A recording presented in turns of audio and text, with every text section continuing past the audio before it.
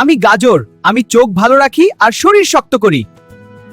আমি টমেটো, ত্বক সুন্দর রাখি, রোগ প্রতিরোধ বাড়াই।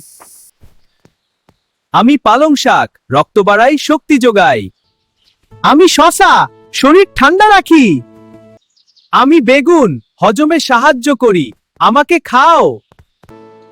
আমি কপি, ইমিউনিটি বাড়াই, আমাকেও খাও। হাত পা আছে। আমি পেঁয়াজ, ঠান্ডা দূরে রাখি।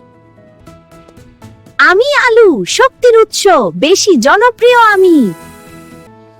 আমি কুমড়া, চোখ ভালো রাখি।